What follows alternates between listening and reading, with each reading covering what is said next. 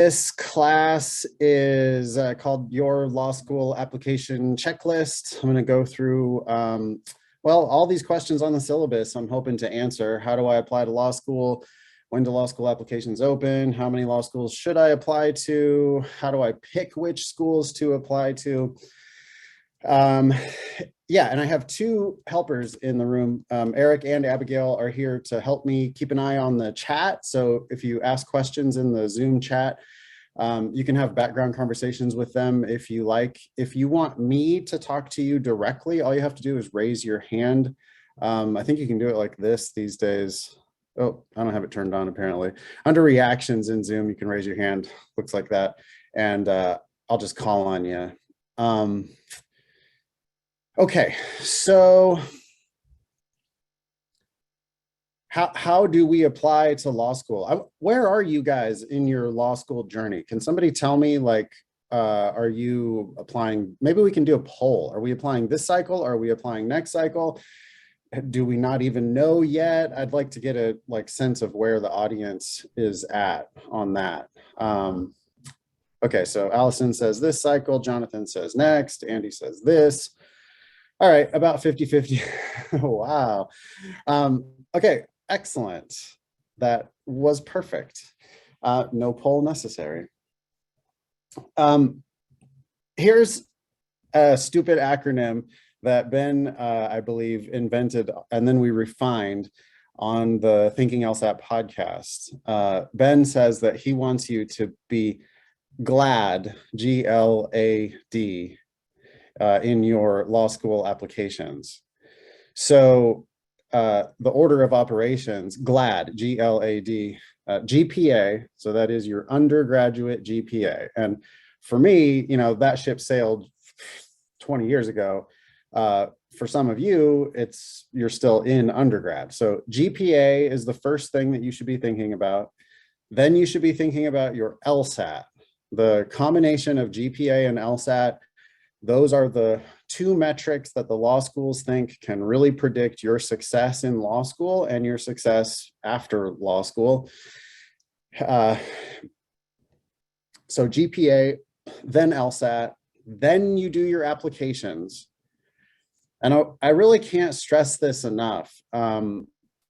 Y'all should have the LSAT basically done before you start thinking about what application cycle you think you want to be in.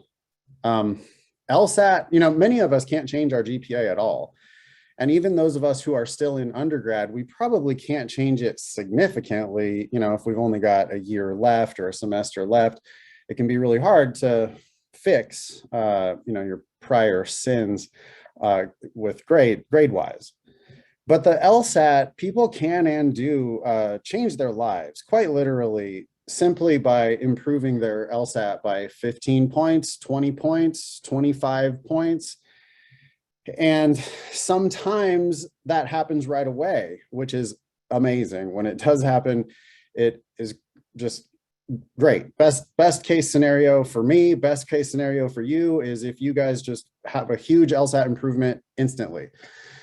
But that's not going to be how it works for many, or probably most people are going to be grinding on the LSAT for 3 months. 6 months is not uncommon at all. And a pretty significant percentage of the population ends up studying for a year or more and taking the official LSAT over a course of, you know, taking it multiple times and being at it for 6 months or 9 months or a year, and sometimes more. And we think that people are putting the cart before the horse when they look at law school applications timelines and then try to backfill it with their LSAT timeline. It just doesn't really make sense to do it that way. So a big part of what I do and what all of the teachers at LSAT Daemon do is we try to gently, well, or not so gently in some cases, shake you out of your preconceived notion of when you should be starting law school. And almost always, I mean, this is advice that we probably give to like 95% of the people we talk to, is maybe not this cycle, maybe try to push it out to the next cycle, because you've got LSAT work that needs to be done.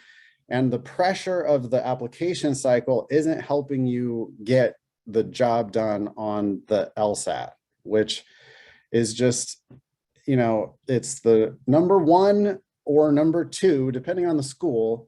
It's the number one or number two determinant of whether you're going to get in there and how much you're going to pay for it at pretty much every law school.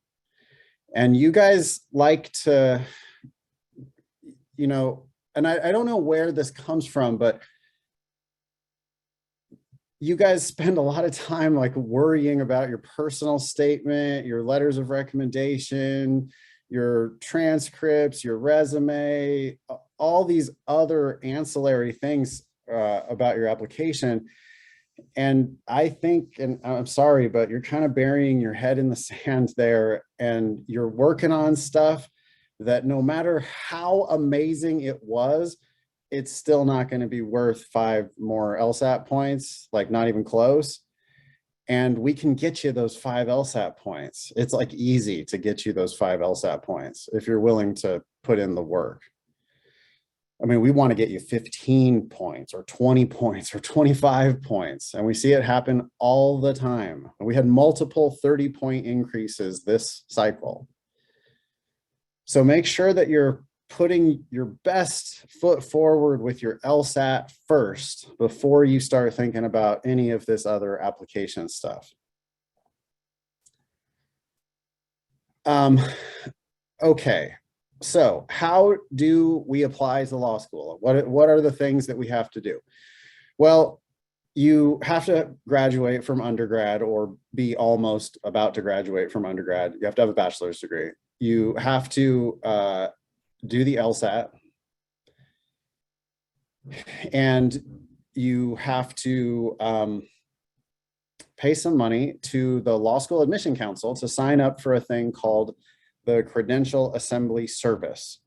The Credential Assembly Service is like a clearinghouse for all of your other stuff, your personal statement, your letters of recommendation, your resume, your transcripts, all that stuff goes through the Credential Assembly Service.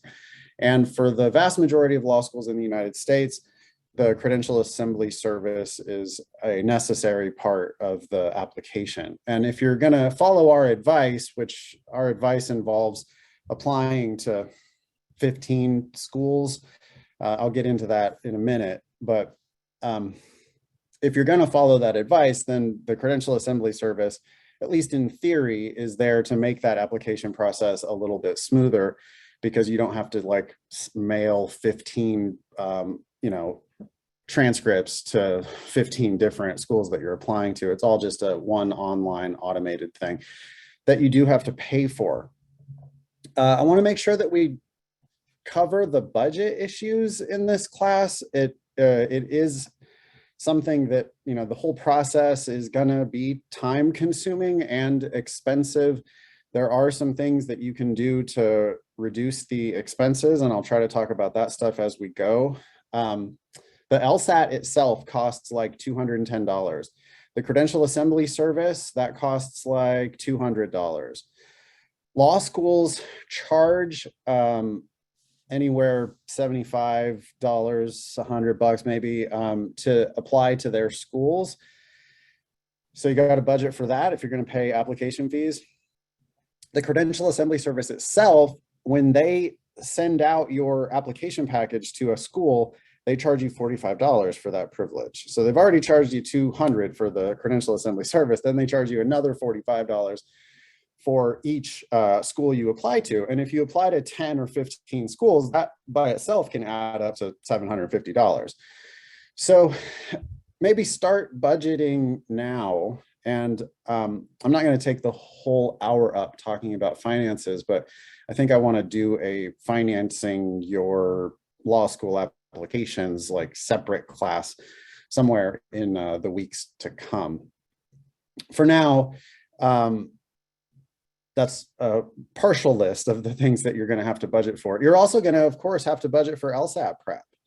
LSAT Daemon, the free version is free, but you can't really do a full LSAT prep with free resources. Our cheapest version is $95 a month, and you might do that for, 3-6 months or longer. Our highest level is $295 a month. And, the most typical thing is probably somebody does like our live program for 3 months and they end up paying us, a little bit south of $900. I think that's a pretty, or people who do self-study, it's definitely cheaper than that. So you got to budget for that as well. Schools, yeah, when do law school applications open? They are open now at many, if not most schools. September 1st has always been kind of the target date. But this year, schools, not only did they open their admissions in August, but we already have admissions offers and scholarship offers, including full ride scholarship offers in hand with applicants who applied in August to those schools. Scholarship offers are going to continue to roll in over the next couple months. This is the most common time to get scholarships because there's basically a feeding frenzy at the beginning of every application cycle.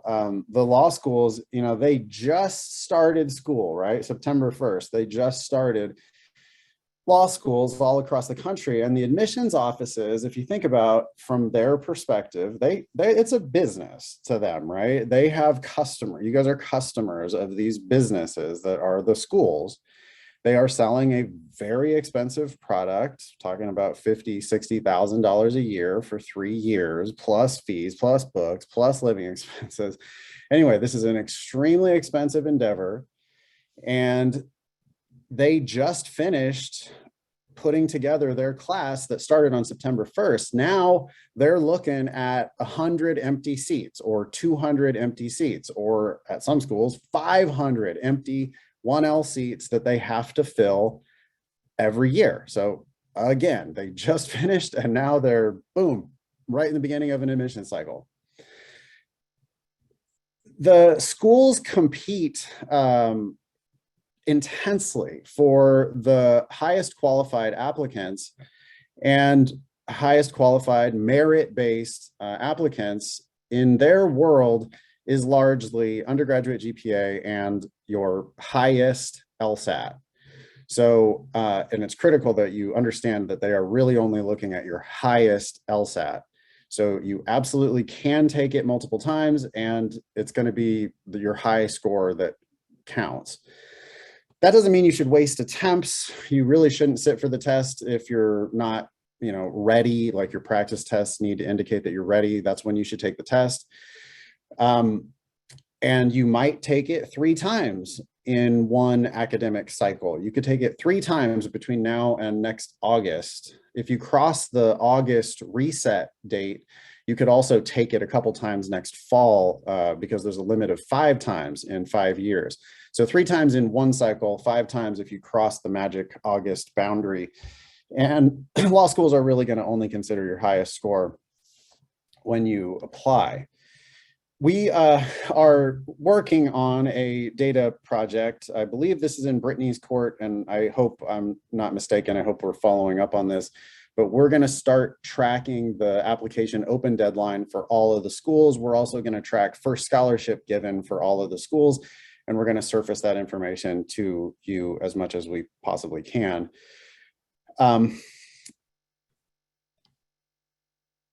Okay, how do I apply to law school? I still need to talk a little bit about that, a little more about that. Christina, though, has a hand up. What can I do for you, Christina?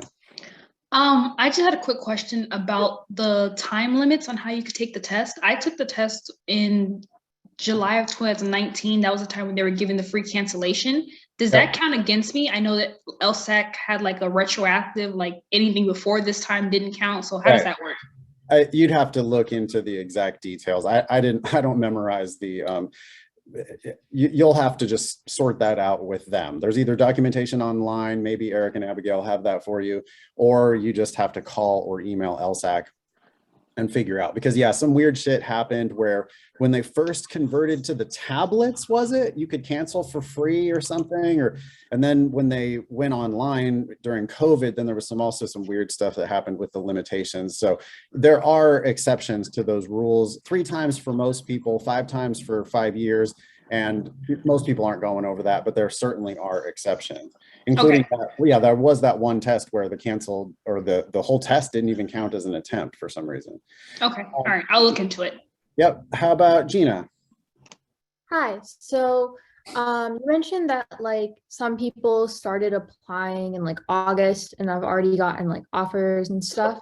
So I was wondering, I mean, I don't know for sure, but like, is it kind of just like on this like first come, first serve with that kind of stuff? Like should I be like scrambling to like, once I get my LSAT score, like as soon as I can submit the application, or does that not really matter in terms of if they'll accept me or Matters not? a lot for scholarships. It matters. It matters for admissions and it matters for scholarships, but no, you should not be scrambling, Gina. Instead of scrambling, you should be planning ahead. And planning ahead means, you know, I might need to take the LSAT multiple times. I shouldn't be racing to take the LSAT right now and apply in October or November or December of the cycle. People already have started getting scholarships for this cycle. You don't want to apply in this cycle. You want to apply in next cycle.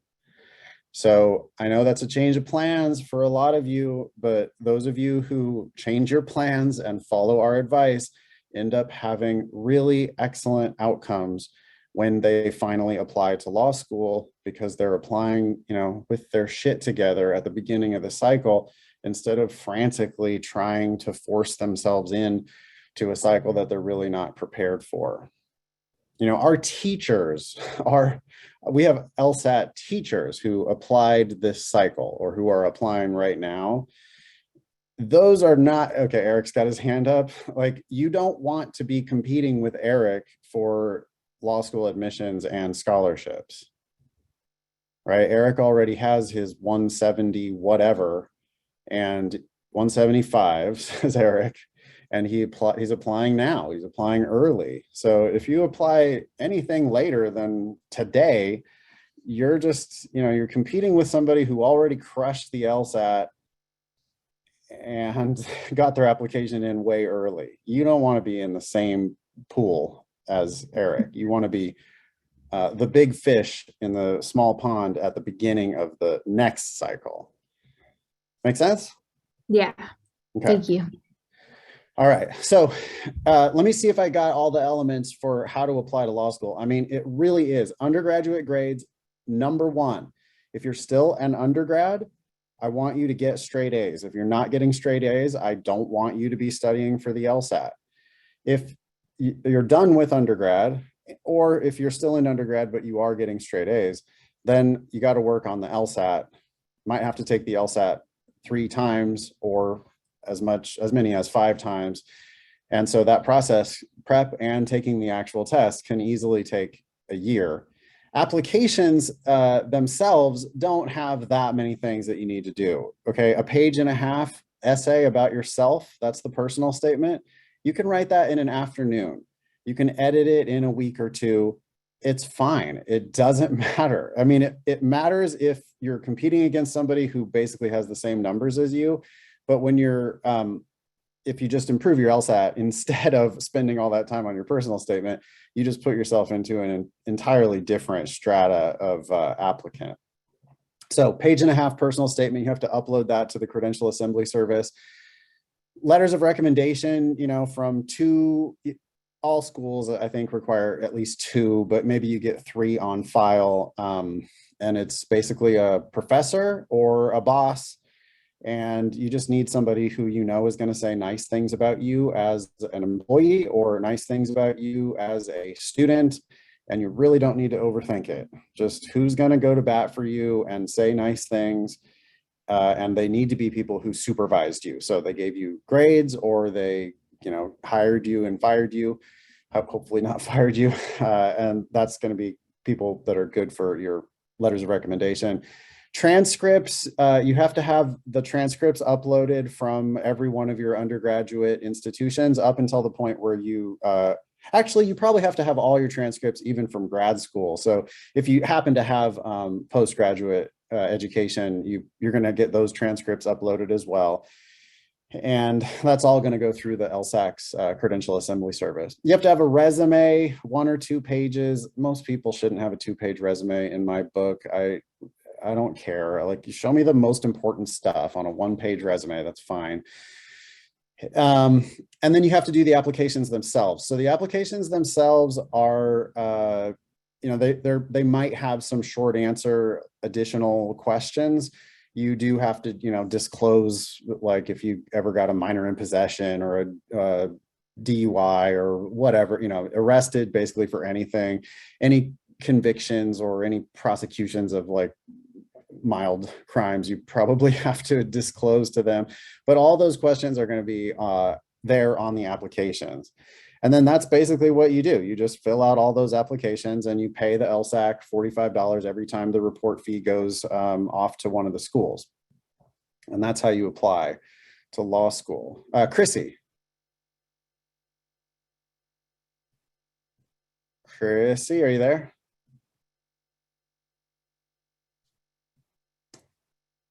Okay, maybe Chrissy will check in with us in a bit. Let's see. Oh, before I forget, I want to talk about some money saving stuff. I'm just going to touch on this really briefly, but the Law School Admission Council, the administrators of the Law School Admission Test, LSAC, we call them, LSAC has a fee waiver program. And the fee waiver program from LSAC, you can apply. You can also appeal if you get denied, and we've heard people successfully getting appeals through. So they might be willing to look into it if you have some, circumstances where normally people might think that you don't qualify. You might surprise yourself if the money actually matters to you that much, and we are talking about a couple $1,000s, then you should definitely apply for the LSAC Credential Assembly Service. If you get it, the LSAC fee waiver.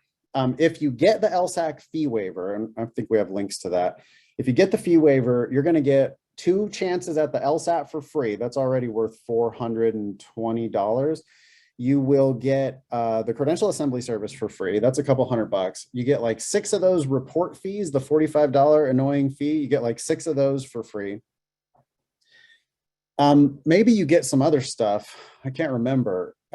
You get discounts on the LSAT Daemon. If you decide to study LSAT with me and with Eric and Abigail and our team, we have discounts for people who qualify for the LSAC fee waiver. All you got to do is email help@lsatdemon.com if you want to know more about the fee waiver assistance program. Not only that, but so all that stuff, I think I already added up to probably $1,000, but law schools themselves, if they are very generous, law schools are, with application fee waivers. But if you ask them specifically for an application fee waiver and you tell them, oh, by the way, I qualified for the LSAC fee waiver, that's going to be all the information they need to go ahead and give you a fee waiver if you're any kind of a credible applicant for their school. And I think that means literally everyone. I've never heard of anyone saying that to a school, hey, I got the LSAC fee waiver. Can I have an application fee waiver to your school? Money's really tight. I've never heard of a school telling somebody no if they asked it that way. That can add up to serious money. If you apply to 20 law schools and if the application fee is $75, I mean, that's $1,500 right there in application fees that you probably don't have to pay. You can just talk to the law schools and say, hey, I was wondering if I could get an application fee waiver. You can sign up for the candidate referral service. That's another of LSAC's services. It doesn't cost anything. It's when you're signing up, I think, for the LSAT or for the Credential Assembly Service, one of those, or maybe both of them. you have an option to check a box for the candidate referral service, CRS. And you should do that, because then schools will start like sending you unsolicited, hey, by the way, apply for free. And even this week, we were seeing, hey, apply to our law school. I think this was New England Law in Boston. Hey, apply to our school, and if you get in, you'll get a full ride scholarship. Well, okay, so apply for free and I have a chance at a full ride. All right, why not apply? And you might end up applying to some schools for free that you hadn't really even thought of applying to in the first place. Yes, Phoebe, you're absolutely right. I mean, if you really, you could probably just do it by email. You could email out to the schools you're interested in and ask them for application fee waiver. But certainly if you visit the school or if you see them at one of those law school forums, it's almost the best reason to go to an LSAC law school forum, by the way, is to go around and like pick up fee waivers from the schools. All right, let's see. Daisy's got a hand up, and then Felicia.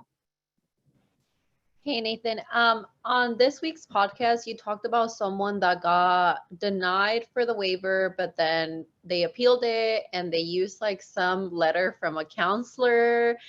Is there any more that you can like, do you appeal it directly with LSAC? Because my fee waiver got denied as well. Yeah, there's so there's an appeal process. I'm not sure what that appeal process is, but it's probably on the denial that they sent you. Okay. And what did they say on the denial? It was because I filed as independent. I don't live with my parents, and I mean, I don't use any other money, and I didn't want to put any of their income under their website, and so they denied it because of that. Because you didn't give them your parents' information? So maybe you have to give them your parents' information, but then you still tell them, look, I'm pay my own bills. I don't, like, sure, they have money, but it's not my money. Like, I don't have access to that money at all. And worst that could happen is they deny you again, but best that could happen is you get the fee waiver, which again is worth, probably a couple $1,000s, maybe more. All right, thank you, Daisy. Felicia. Within the application, there's a section where we're asked to list, if you're applying to any other schools, to list those schools. What school? Actually, I'm applying to 17 schools, and I've seen that section in every single application. And it's optional, right? Yeah, it is. And so my question to you is, do you recommend listing the schools or no? Generally, I think you just don't answer optional questions. Like, unless, so I would answer an optional question that is going to be in your favor. Mm-hmm. But I don't really see much value to answering that particular question. And any other question that was like similarly not in my favor, I would just kind of, my tendency would be to just not respond. Okay, I'm glad you said that. That was kind of my thinking as well. But I thought, I was thinking to myself, why would they need this information? What benefit would it be for them to determine if I'm, a good applicant or not for their school? So I just left them all blank, but I thought, well, I'll ask Nathan on the call and see what he thinks. I think that's a good move. I can't imagine that being a problem. I've never heard of that being a problem. I don't see how it helps you to list out all 17 schools. So I just probably wouldn't do it. All right, Vanessa, and then I'm going to get back to my agenda. Thanks.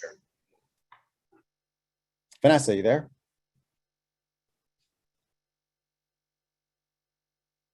Going once, going twice. All right. Back to my agenda. How many law schools should you apply to? I think you need to get to double digits at least. Even if that requires you need to be a little creative. I think you're not really going to know your value in the marketplace if you don't apply to at least 10 schools.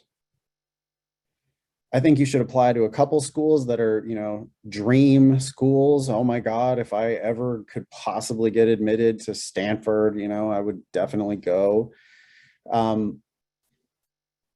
I would apply to lots of schools where you are a good candidate in terms of LSAT and GPA. And what I mean by that is Your LSAT and your undergraduate GPA are at their medians or preferably above their medians, because LSAT and GPA, if you're above their medians, that raises the prestige of the school.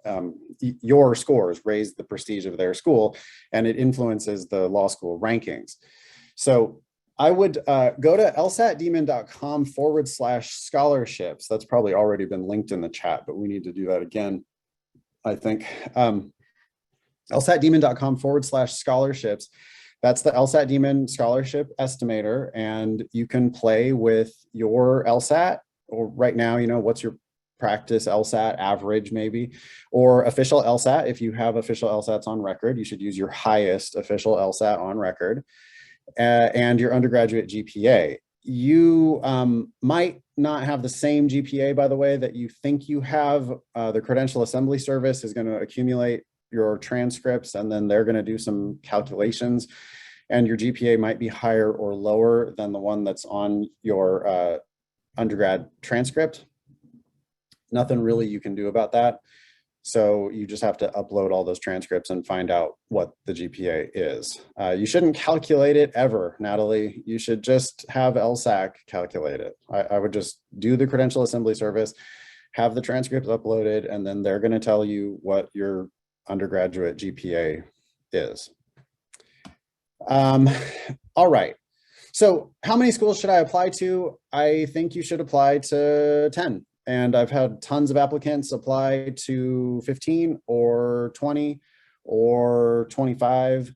And it gets, I don't know, there's a point where it's definitely diminishing returns because you're just, or, you know, it could be wasted effort, right? Like schools that you definitely 100% would never go to. I don't really understand why you would apply to those schools. But especially for people who are like, you know, I'm geographically flexible and I've got a 3.9 and a 170 or whatever, those people are really good candidates for the best law schools in the country. And at that point, it's pretty common that people are going to apply to like all of the schools in the top 14 and some schools outside the top 14. So the way to pick is you go to lsatdemon.com/scholarships, you put in your numbers, and then you see what kinds of schools are likely to give you what kinds of offers. And we say it all the time, don't pay unnecessarily for law school. Law school tuition is optional, and that's a fact. The Credential Assembly Service is using data from the American Bar Association 509 reports. The scholarships are what the scholarships are. They're public record. And there are schools out there that are giving full rides to 25% of the class or more. There are schools out there, in fact, it's pretty common that it'll be like 99% of the school will be getting some form of grants. And so scholarships are a critically important part of the game. What that means is for you, for your strategy, if I was your application coach, I would tell you, hey, let's target 15 schools that are, you know, likely to give you a full ride or at least more than half. And then you apply broadly at the beginning of the cycle. So I'm talking about, when does your application open? That's when I'm going to be applying to your school, within a day, you know, within a few days, whatever, but like at the beginning of the cycle, as much as possible for any given school. And then just see what kinds of offers come in. So how do you pick what schools to apply to? I would pick them based on geographical limitations, of course, the kinds of jobs that you might be able to get from that kind of school. And there you have to do your own due diligence. You have to figure out, you know, what kind of lawyer do I want to be? And can I become that kind of lawyer from this kind of school? And you've got to do some research there. But I would also be strongly looking at the scholarship estimator to see what kinds of schools might invite me to come for free.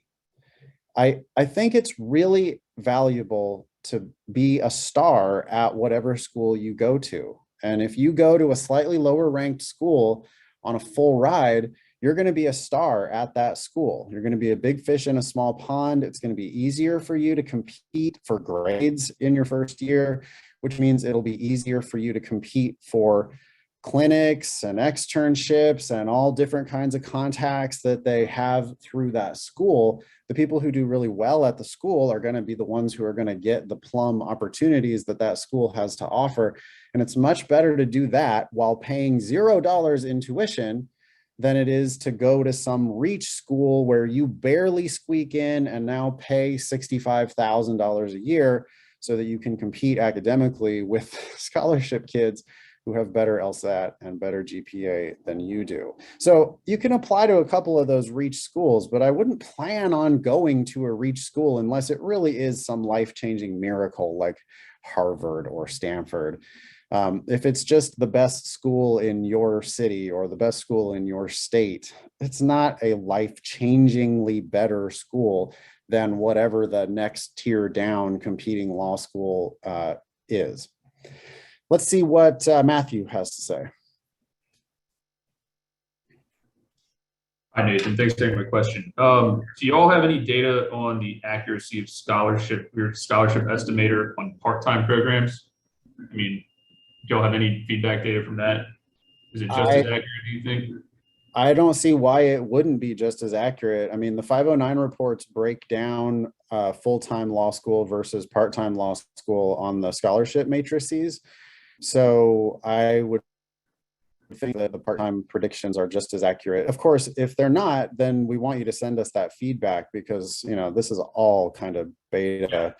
Does it depend then on the school and how they want to divvy up their scholarship money based on part-time versus full-time? Yeah. I don't know anything about that. I see Phoebe asking in the chat, are part-time programs as competitive? The answer to that, Phoebe, is it depends. So at some schools, the part-time program has higher LSAT, higher GPA. At other schools, the part-time LSAT or the part-time program has lower LSAT, lower GPA. So it depends. Some of the programs are going to be more exclusive. Some of the programs are going to be less exclusive. How about Zara? Hi. So just from what you just said about like a reach school versus the next best one in your state, I'm in Michigan and Yep. I'm kind of aiming for Ann Arbor, obviously. Yep. But what if I just get in, but I'm paying like half or more, even though I'm in state, doing that versus like going full ride at Wayne State University? I mean, what's your take on that? I don't know anything about Wayne State, but I don't live in Michigan. And if you are, I've heard that Michigan is one of the states that people move out of the least often. Have you guys heard that? California and Michigan apparently are the two states that people don't leave, although it's a great state. Yep, see, there you go. Everybody in Michigan loves Michigan. So nature-wise, like Cali. Yeah, so I don't know anything about Wayne State, but you can go talk to Wayne State. You can talk to alums of their school. You can talk to lawyers who graduated from that actual school. All you got to do is call the Wayne State admissions office. And you know, you might want to do LinkedIn and do your own networking as well. But if they can't connect you to those alumni, then maybe you shouldn't go to Wayne State. But I'm pretty sure they can connect you to those alumni.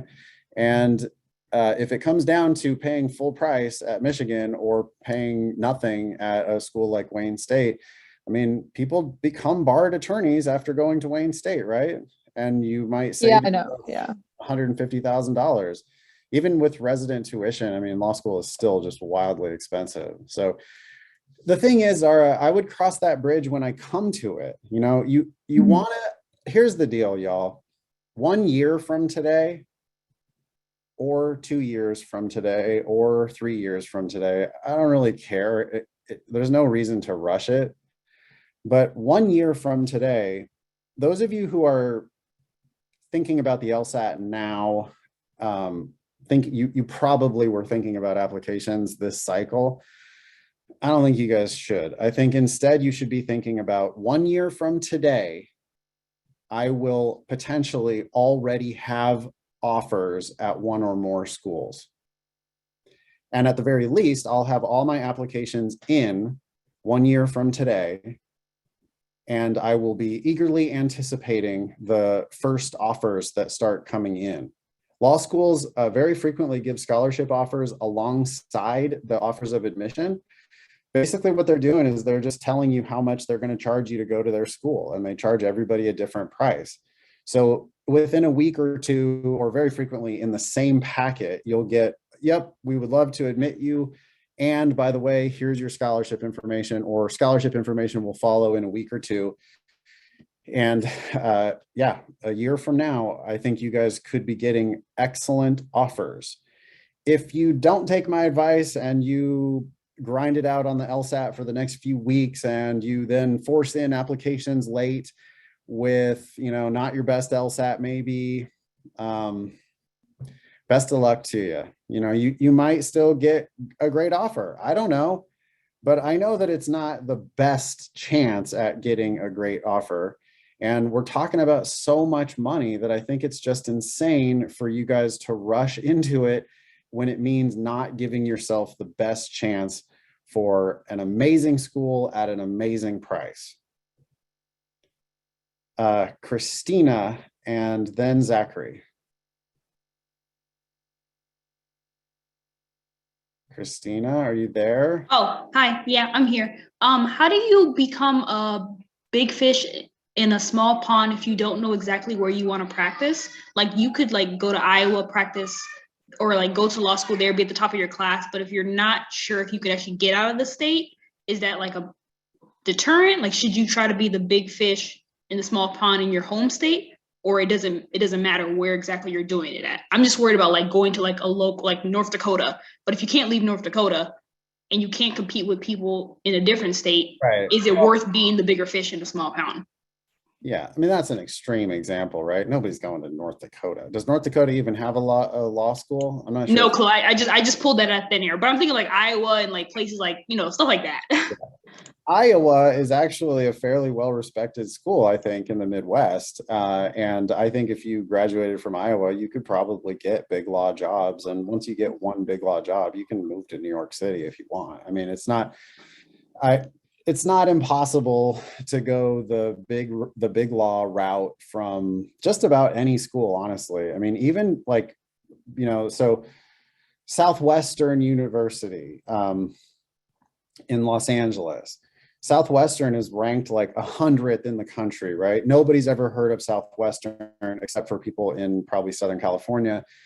And so it's the type of school that mostly people are going to end up in, like public interest, public service types of jobs, or maybe some small law firms. But I happened to know a guy who was the valedictorian of his class at Southwestern, and that dude went straight from there to $210,000 starting salary, big time, big law job. And so that does happen, even from lower ranked schools. So the thing I would do is I would just apply broadly, make sure you get all those offers in, and then you start making decisions about where you're actually going to go. It's easy for us to fall into this like future oriented, you know, making very specific plans about what types of law schools we're going to go to. I think it is just ridiculous to do that when you don't even know yet what your very best LSAT is going to turn out to be. People get surprised on the upside pretty frequently. You know, we have people who email in, oh my God, I was really just trying to get a 164 so I could get into blah, blah, blah law school. And I ended up instead getting 174 with you guys. And now I'm applying to Harvard and Yale and Stanford, and I never even considered that that was a possibility for me. What's the point of making these decisions? You know, you're like crossing bridges way before you come to them. It makes no sense. Zachary. Hey there. So I'm applying this cycle, and I haven't really dived into the applications part of the LSAC. Can you start an application, answer the application questions, and then kind of have it as impartial, not submit it until you get your letters of recommendation submitted and all that? Surely that's how it works, isn't it? I have no idea. People who are applying now, Eric, do you know? I mean, you can start an application before you have all of your shit together or not? Yeah. Yeah. In fact, some of the schools open their applications before you can submit them. That's what some schools I noticed did, was like I think Michigan applications opened on September 1st, but you could access them in August. There we go. That makes perfect sense. So yeah, you can, I mean, so there's nothing stopping you then, right? Like if you wanted to look at what law school applications look like right now, you could sign up for Credential Assembly Service. You could go in, start looking at these applications. And then, yeah, just don't apply until next year is really my advice for all y'all who are here right now. And then are you able to touch on the process to getting those letters of recommendation entered into the LSAC? It's real easy. I mean, it's going to be self-explanatory when you do the Credential Assembly Service. Credential Assembly Service is going to have an email form. You know, you put in the email address and maybe some identifying information, name, phone number, whatever, but you put in some stuff about your recommender, hit submit, and then they get an email, and then they have to go through and upload the letter on their end. It doesn't go through your hands is what I'm saying. They're going to submit it to Credential Assembly Service directly through the web somehow. Okay, perfect. Thank you. What have I missed? We've got still about 10 minutes left before I head off to teach my Thursday night class. I'm actually doing a special class tonight. We're going to do a sufficient assumption, necessary assumption boot camp for logical reasoning. And some nerds are really excited about it. You know who you are. Yep. What's on your mind? What did you hope to get answered today? Surely some other questions have come up from this discussion. For Alicia. Can you speak to financial aid in that process? I know with some schools, when you submit your application, they automatically consider you for whatever funding they're going to get. But at least one of my schools, they specifically noted that I had to apply for financial aid separately. So most schools call scholarships and loans financial aid. I caught Dean Z doing that on her video that she just posted. She was just talking about, she kept saying financial aid, financial aid, financial aid. There are two distinctly different types of financial aid. One is scholarships, the other one is loans. I think I've never, well, there are certain schools that have some special scholarship programs that you actually have to apply for. But what that school particularly is talking about for Alicia, if you already, did you already apply and you were admitted? No, I finished the application, but it said I had to complete a FAFSA. Right. So I didn't do that. I have to wait until October 1st, but they specifically said to do that. Right. So they're going to tell you what you need to do. But, you know, the point of the FAFSA has nothing to do with merit-based grants. 99% of the grant money is merit-based, and it just has nothing to do with your financial need. So they're going to consider you for scholarships, basically on your LSAT, your GPA. How competitive of an applicant are you? Are you going to raise the prestige of their school? And that's the people that they're going to let go for free. Everybody is going to fill out a FAFSA. Everybody's going to have the option to borrow. Even people who got a full ride on tuition are still probably going to have to borrow money for living expenses. So you will have to do a FAFSA. All right, let's see. Jennifer and then Olivia. Yeah, I was just wondering, I graduated from a big school in May, and I was just wondering like how you go about asking professors for letters of recommendation after you've already graduated. And if there's like a good way to approach it like a year before you apply, or like how early should you think about like touching base with that professor again? Earlier is probably better, right? Professors do things like have sabbaticals and, you know, leave for 6 months. That kind of thing happens quite a lot with professors. So the earlier you can ask them, the better. I would shoot them an email, maybe a phone call. I would say, hey, you might not remember me, but I definitely remember you. I got an A in such and such class, and I really enjoyed such and such project or whatever. And I'm not asking you right now, but I'm asking you if sometime in the near future, I could ask you to write me a letter of recommendation for law school. And if they say yes, and they're enthusiastic about it, then you say, okay, great. And then you could probably go ahead right then in the credential assembly service and actually request the letter of recommendation, because why not? I mean, Okay, so it like keeps it like from cycle to cycle. yeah, You don't have to need like purchase. no, you don't need to update letters of recommendation. I'm not sure how long credential assembly service lasts for, but I think it's plenty long, like at least what, 3 cycles or something like that. Okay, Might be cool. more. Thank I want to respond to a question that I saw in the chat a second ago about advice for students who are applying with GREs. I would be careful with that, because I think scholarship money follows LSAT scores, and I don't know that scholarship money follows GRE scores. So you might want to, rethink that unless money is not a factor to you. I don't know that for sure, and maybe students with GREs get scholarships, but I am pretty sure that at least some schools, you're going to want a high LSAT if you want to try to get some of those scholarship dollars. Olivia, then Vanessa. Oh, so my GPA, like the cumulative one that LSAT calculated, is a 4.01. And in the scholarship thing, it doesn't let me put the 0.01. Eric said that like they only take it as 4.0. And I'm probably just like caring too much because it's already 4.0. But do you think the 0.01 like is like a benefit, or just it doesn't really matter?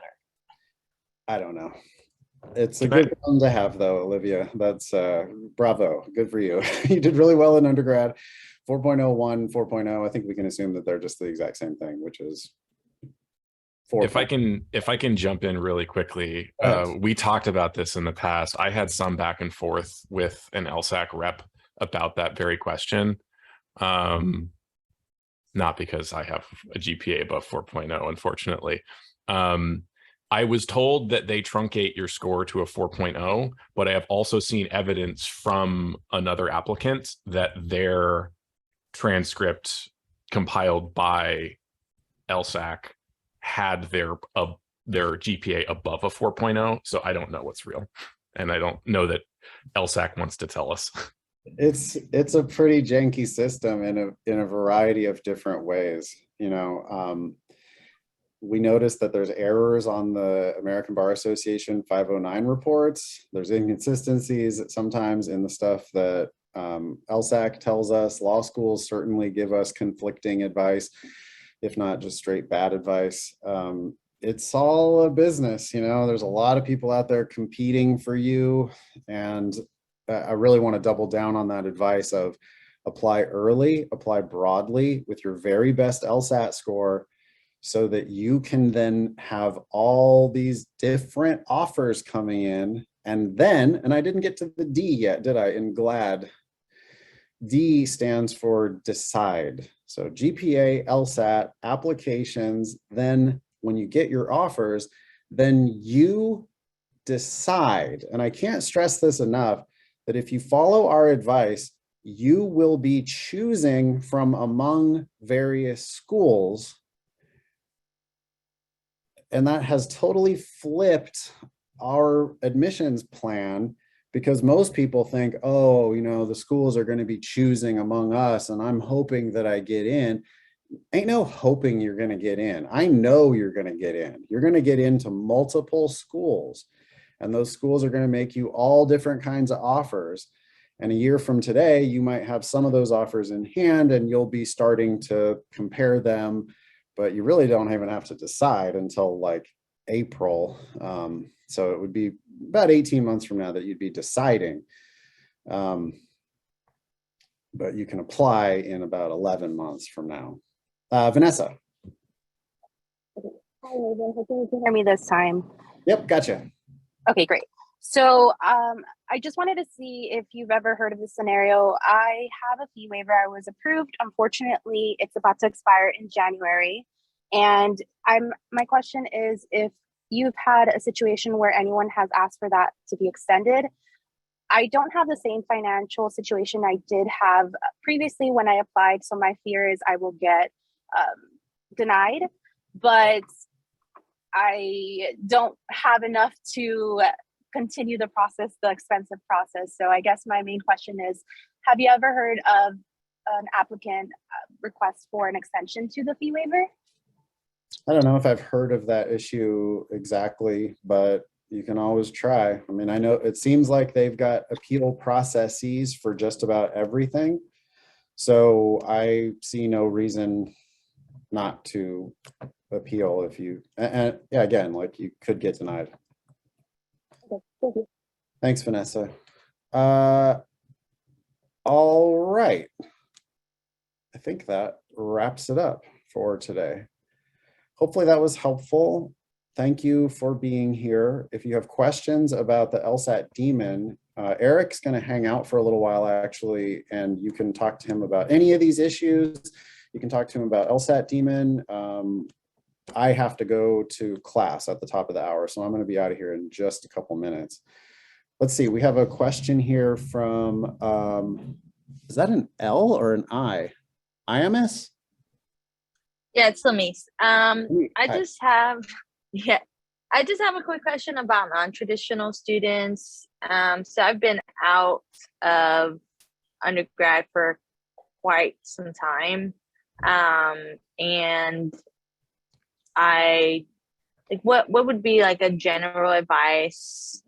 Is it harder to get into part-time programs versus the full 3-year and you're done? Does your work experience count as much as your undergrad? Work experience is a feather in your cap.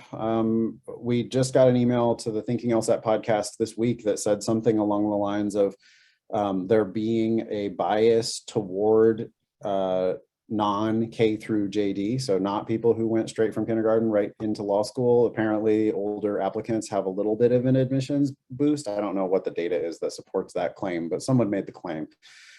All those things are, gonna be points in your favor. If you're a little bit older, you almost always write a better personal statement than like people who are, 21 years old and still in undergrad. Older folks have more life experience, more interesting stuff to write about. But LSAT and GPA is king of this process. I mean, you need to control the things that you can actually control, which if it's not your grades anymore, then it is your LSAT.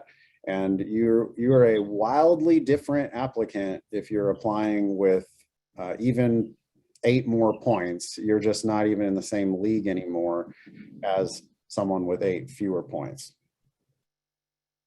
Okay, thank you. Yep. All right, Marvin, last question before I got to go. Again, Eric's going to hang out and talk to you. So what's up? Yeah, no, definitely. Thank you for that. I actually want to piggyback off of Lamise. So I'm actually glad she brought that up because that was actually something I was thinking about. So when it comes to that, when it comes to letters of recommendation, would you then say that since we may not have professors or we may not have bosses, well, I'm an entrepreneur, so I have been one for quite some time. Who do you then best associate, or who do you try to, clinch on when it comes to a letter of recommendation? May it be like an associate? Would it be the lawyer that works on me and my businesses? Like, who would you then say? I would say clients.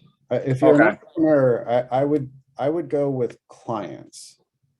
Like, I'm an entrepreneur too. And if I was applying to law school, my business partner, I think Ben would be a good person to recommend me. And then beyond that, I would probably have happy customers write me. A customer who I really helped a lot, like someone who's going to say, oh my God, this guy changed my life. I improved my LSAT by 29 points. It was amazing. I got a full ride to law school. Those kinds of people, that would probably be a good person to write me a letter of recommendation if you have a different background. I appreciate it. I got to go to this Sufficient Necessary Bootcamp for LSAT Daemon Live subscribers. I'll be back in 2 weeks for another one of these free classes. Eric can talk to you about LSAT Daemon options if you're interested in that type of thing. Thank you, Eric. See you guys next time. Bye. Hey, everyone. How's it going?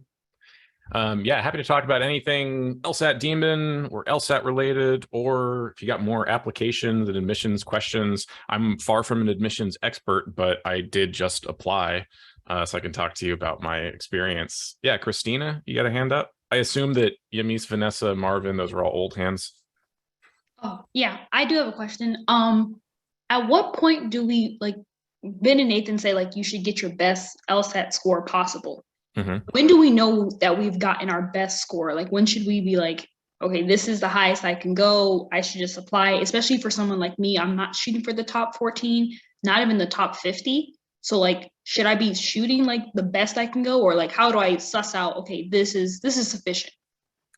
I think we always encourage people to get greedy. You'll have an idea of, based on the school that you want to go to, what LSAT score is going to get you a full ride scholarship there, or at schools of that type. I mean, I would shoot for it, of the schools that you want to go to. I want you to get above their 75th percentile LSAT score, because that's the territory where we're talking about full rides. And in terms of like when you feel like you're peaking, a lot of people hang out at around a practice test score for a long time and then break through. I think there's always room to get better depending on how long and how much work you're willing to put in. Even if you're not seeing practice test scores continue to go up, if it feels like you're continually understanding the test a little better, it means you're getting better at the test, and at some point your scores are going to follow. But to your question, I think it's really, what's the school you want to go to? Well, what are the types of schools that you want to go to, and what score is going to get you a full ride there, or the very best scholarship you can get there? And is that your average practice test score from the last, I don't know, like 5 PTs that you took? Would sitting down for the official test and getting that score just be another day for you? If getting that score would be like, I have to do my very best, then you're probably not totally ready.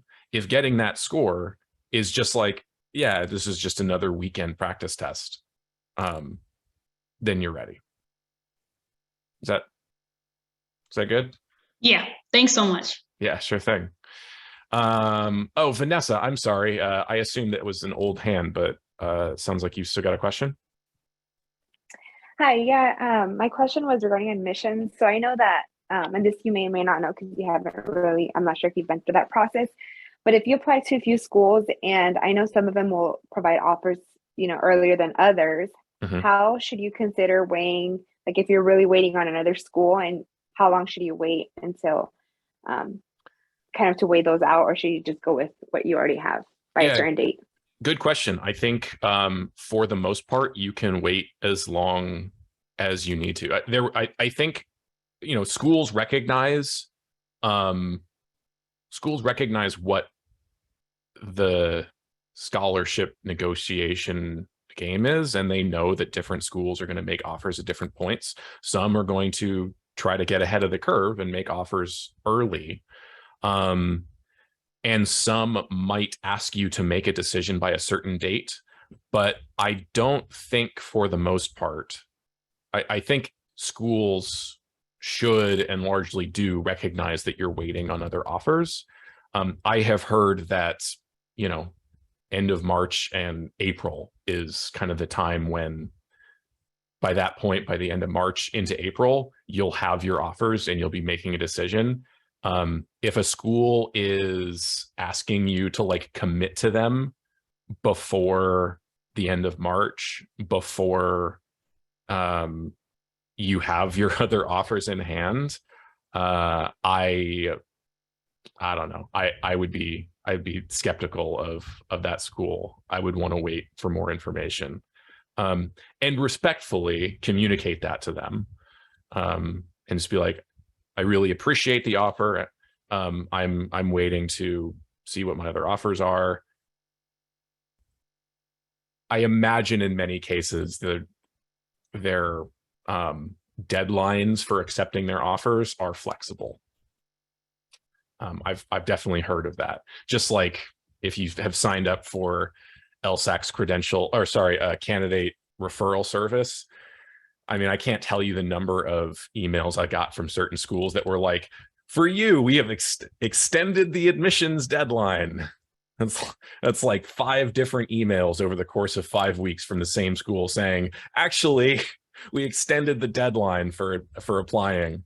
There's probably similar flexibility for accepting scholarship offers. Cool. Felicia, what's up? I haven't seen you in class in a while. Hopefully that means you crushed the LSAT and now you got your applications in, huh? Oh, Felicia, are you there? You're on mute. I don't know if you had a question. Yeah, I did. Thank you. Sorry about that. I'm waiting on my scores. So I took the LSAT and I was supposed to take it in August, but there were these glitches with ProctorU. And so anyway, that's a whole other story that I would just forget. But I ended up having to take it this month. And so I'm just waiting on the scores and applications are ready to go. I've decided not to hit send until I get my LSAT scores. But that's a good idea. Yeah, so everything is all set. Nice. And, but if it turns out that, my score comes in, it's not quite where I want it to be, then the good news is my applications are going to be completed. Yep. And I can either, take it again in November is probably what I would do. And just sit and wait, or just kind of do the whole process over next, for the next cycle. But I realized that once you enter your application information into LSAC, that information is carried forward into the next round of applications. So that's really great, if you're someone like myself who's applying to so many law schools. Yep. But my question for you was going to be related to, with schools like Yale, they don't really give funding like scholarship funding. I mean, it's based on you're really actually taking out loans. And considering that, with the Daemon, the philosophy is, listen, go for free. You're not really going for free with schools like that. And so how do you reconcile the philosophy that we have with the Daemon, go for free, but you may have a school like Yale that you're not going for free if you go. Yeah, it's complicated, right? Harvard, I mean the big 3, Harvard, Stanford, Yale, don't, from what I understand, offer merit-based scholarship. They are, I think, from what I have heard, can be fairly generous with their need-based scholarships. I don't know the full details of that. I do know that at least one former LSAT, I've heard the story of one former LSAT Daemon teacher who went on to, I think, Harvard and was surprised by the amount of need-based aid they received. So there is need-based aid that's offered by those schools. Whether it would apply to you, how much of the cost it would cover, I don't know. But to your other question of like, well, if you shouldn't pay for law school, then why should you attend Harvard and Stanford and Yale? I don't know that question. That an answer to that is different for everybody, and there are definitely LSAT Daemon teachers who have gone on to Harvard and Stanford and Yale, or who are currently there. And I've talked to at least one who seems like they're iffy on their decision to have taken on that amount of debt. I think there are others who are perfectly satisfied with their experience so far and see the benefit of it. There are supposedly doors that open to you from going to those schools that would not otherwise be open to you if you went to a school that you could attend on a full ride merit scholarship. what I'm interested in, I likely do not need to go to one of those schools. I'm still applying to them just kind of to shoot my shot and see. But if for some miraculous reason I get into like Stanford, I'll make that decision later. I haven't done enough of my own research to know whether what's available from going to one of those schools would be good for me, whether there would be a worthwhile return on an investment. I'm going to see what my offers are and then kind of make that decision later. Yeah, thank you for that. I'm gonna, because Yale was not on my list. I kind of added it to my list at the last moment and decided to give it a go. And I, filled out the application today. And I'm like, I don't know. Well, like you, I'm gonna shoot my shot and see what happens. But my other schools, none of them are in the T14.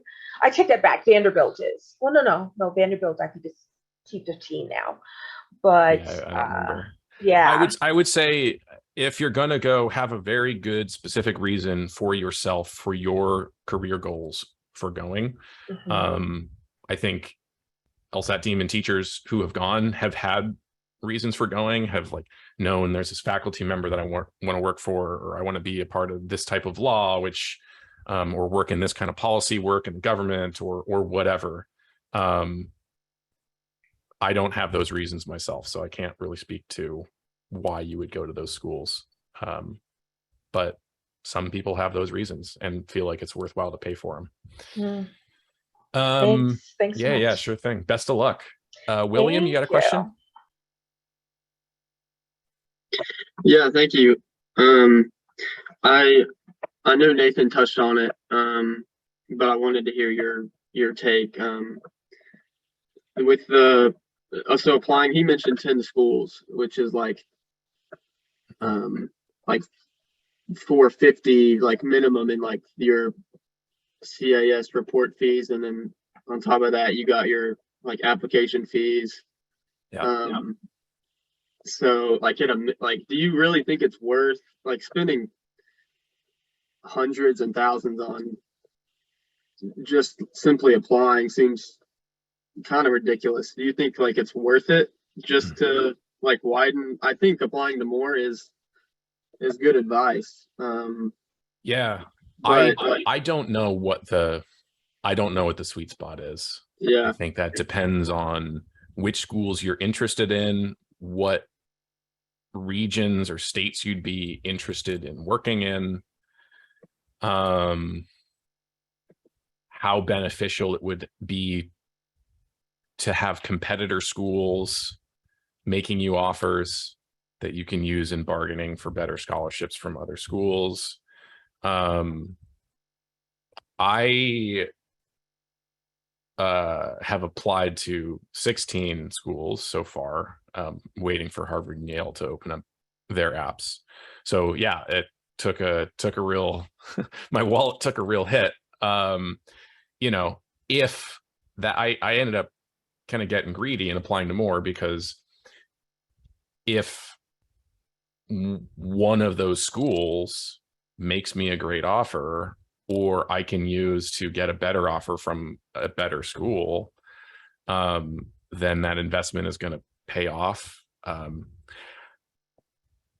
I really don't. Yeah, I am not as well versed in just like where that sweet spot is.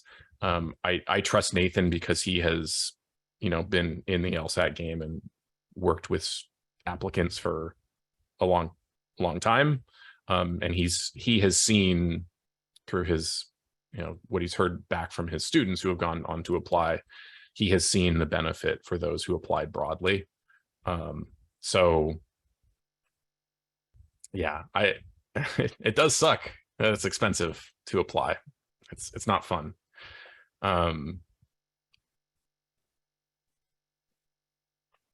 I think I think make the decision on what type of schools you would actually be interested in going to, and then apply to as many as seems useful. Gotcha. Yeah. And probably double digits is, it's not going to hurt you to apply to that many, other than you got to pay more of those fees. Not a exact answer, but hopefully, help. Yeah, thank you. Sure. Michelle asked in the chat, curious about opinion on GRE. Have heard that GRE scores count just as much for ranking of schools as LSATs. I scored, I don't know anything about the GRE. I apologize. Like, I don't know what the scoring scale is. I never took the GRE. I don't know what's on the GRE. Yeah, I unfortunately I'm not the right person to ask about GRE and its impact. And it's so new to law school applications that anything I said would probably be speculation, not based on any stats that we've seen. I'd have to look up like US News and World Report's methodology to see specifically whether they weight how they weight the GRE relative to the LSAT or relative to GPA, if they do. I'm not sure. Christina? Yeah, I had a question about supplemental essays. I know that they're quote unquote optional, but they lean more towards on the side of, yeah, you probably should do them. My personal statement already explains why law, and for each school, I'm tailoring it to say why that particular law school. Okay. So would it be, so in my case, would I have to fill out additional essays? I would say if the additional essay gives you the opportunity to say something else that makes you look good that wasn't otherwise on your application, then go for it. Probably, I would think that law schools would tend to favor those who do provide additional essays. But it is also an opportunity to make yourself look redundant, or another opportunity to present them with bad writing if you don't take the time to do them well. So I wouldn't feel obligated, but I did, for the most part, with the exception of maybe like, I didn't do a diversity statement for any school. I didn't do a YX essay for like one of the schools.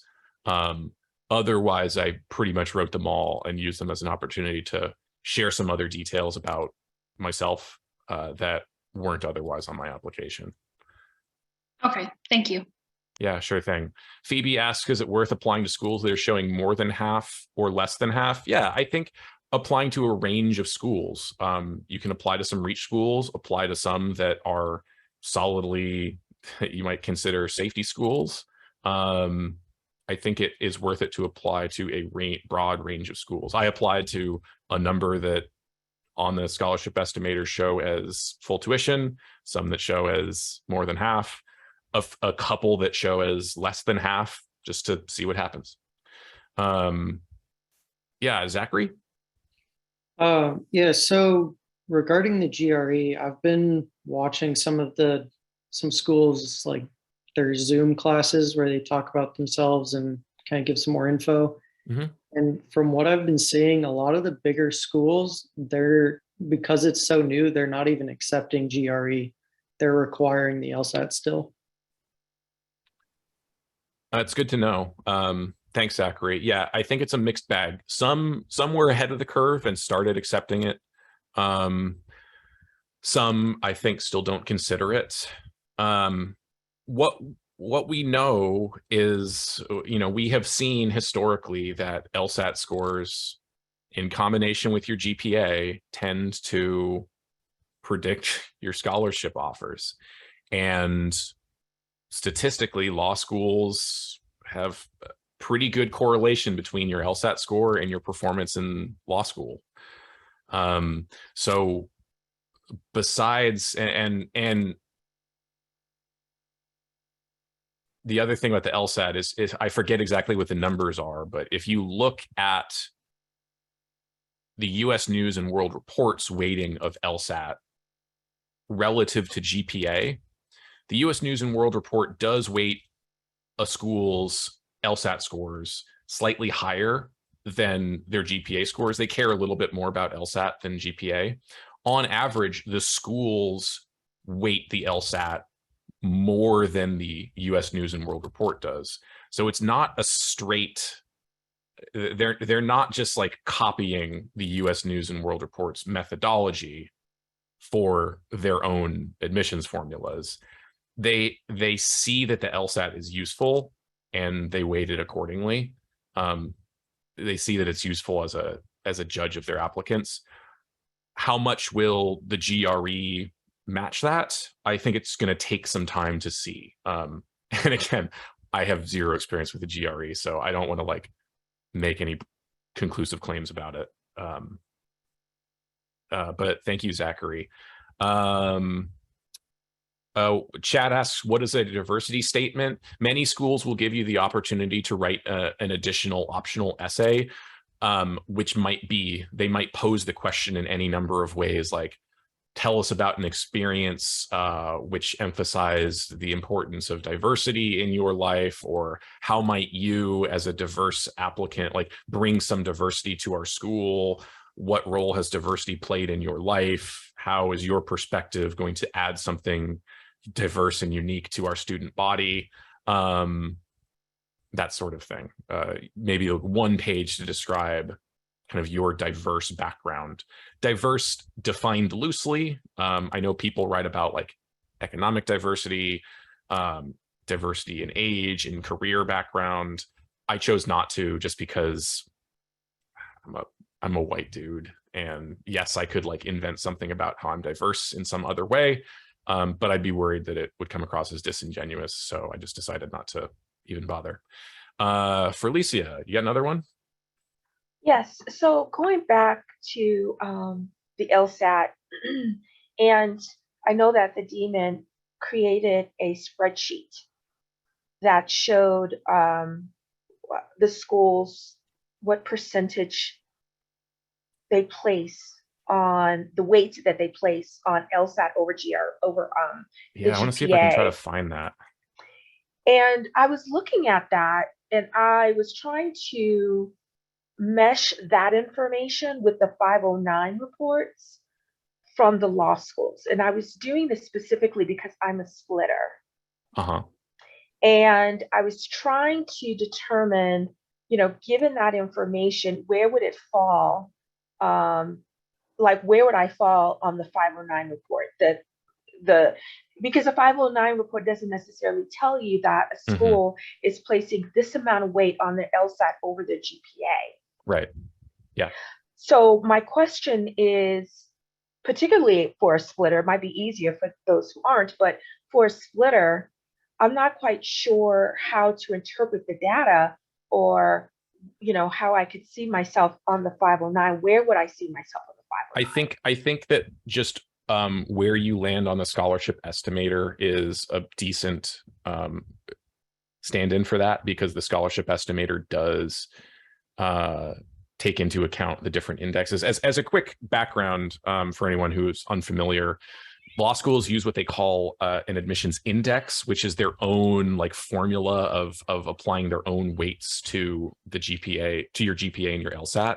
So rather than deal with two numbers, they would rather deal with one number, and schools will give different weights to GPA or LSAT respectively. Some schools, very few schools weight GPA more heavily than LSAT. I think it looks like there's 3 of them, one of which is Berkeley, which historically is known to favor GPA. Other schools weight the LSAT up to, looks like almost 6 times as much as GPA.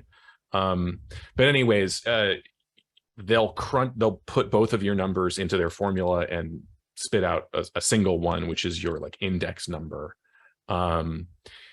So yes, that number is not represented on the 509 reports. They do still have to report their admissions index calculations to, I forget if it's the ABA or LSAC or whoever.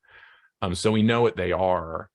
It's less clear, sure, how to rank yourself against other applicants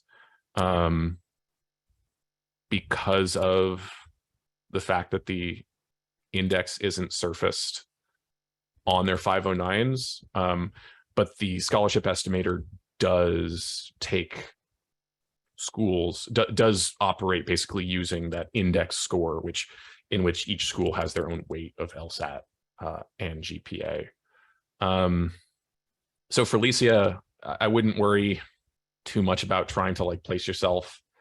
You've applied to a broad range of schools at this point, or you're going to apply to a broad range of schools. You'll see what your offers are and make decisions from there. I don't know if I would have any more advice on how to like consider yourself as an applicant relative to others at these schools. I think in general, you hope to be above their medians in both regards, but yeah, as a splitter, maybe you won't be. Yeah. Okay, well, thank you. I appreciate it. Yeah, sure thing. Hannah in chat asks, do you think schools place any weight on your specific major in undergrad? I think they do a little bit. I think anyone who's a STEM major probably gets looked at well, and they'll recognize when certain majors are more difficult when looking at your GPA, but ultimately they don't report your major to the US News and World Report. They report your GPA. So yes, I think it is a factor what your major is, but not as much of a factor as just what your GPA is. Kulan asked, how does LSAC calculate grades from courses that are less than 5 credits? Courses that are less than 5 credits. I'm not totally sure on that. You know, ultimately your LSAC GPA is going to be what it is. It's something you got to do is send them all your transcripts and they're going to tell you what it is. And I think there's very little, I mean, you can learn more about the process, but ultimately, like, there's not going to be much you can do to affect it once they have your GPA. So if you want to, you can look up their site. They post their like grade conversion schemes for each school on their site. So you can see what that is, but I'm not qualified to get too much more into what their processes are. Phoebe, the constant is basically just the constant on this chart is just sort of an independent number which adjusts whatever their final number is, so that they it doesn't affect the weight at all. It's just helps the schools to get the numbers higher or lower based on how they want to look at them. The constant doesn't affect the actual weight at all. Cool. Any more questions about LSAT or admissions? If not, then I actually have a session I got to teach here in 2 minutes. So it's been wonderful having you all. Thanks for showing up. Nathan does these free sessions every 2 weeks, so keep your eyes open and hopefully I'll see you at the next one. All right. Thanks. See you, everyone.